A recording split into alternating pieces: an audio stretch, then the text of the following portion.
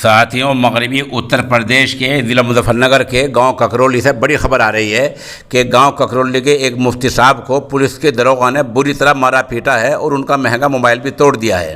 ککرولی سے یہ مظفر نگر کے جانسٹ علاقے میں گاؤں ہے اور ماتا حافظ ڈاکٹر ساجد صاحب ہمارے ساتھ سوشل انڈیا نیوز کو بتا رہے ہیں کہ مدرسے کے مفتی صاحب کو داروغہ نے بری طرح پیٹا ہے اور اسی معاملے کو لے کر آج گاؤں والوں نے تھانے کا گھیراؤ کیا، نعرے بازی کی اور تھانے میں میمورنڈم دیا اور داروغہ کے خلاف سخت کارروائی کی مانگ کی۔ خبر تھوڑی تفصیل سے سن لیں۔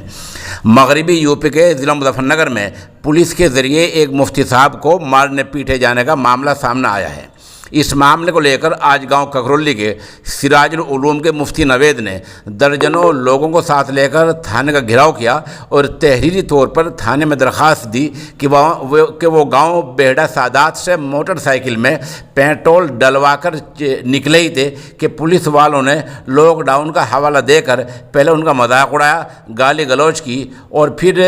داروغہ ہرپال نے ان کو لاٹھیوں سے بری طرح مارا پیٹا، ان کا مہنگا موبائل بھی توڑ دیا۔ مدرسے کے منتظم محتم اعلیٰ مولانا مفتی محمد انتظار نے معاملے میں سخت کارروائی کی مانگ کی ہے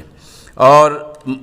اسی بیچ جو تھانے کے صدر ہیں مکیش سولنکی، انہوں نے لوگوں سے کہا کہ میں آپ کو یقین دہانی کراتا ہوں کہ کارروائی ہوگی۔ لوگوں نے اور مفتی انتظار نے کہا ہے کہ کارروائی کا انتظار دیکھتے ہیں، اگر کارروائی جو ہے مناسب کارروائی نہیں ہوتی ہے تو معاملے کو لے کر تحریک چلائی جائے گی۔ یہ بہرحال قابل مذمت پہلو ہے کہ ایک مدرسے کے مفتی کو کوئی داروغہ بلا وجہ لاک ڈاؤن کا بہانہ لے کر پیٹتا ہے۔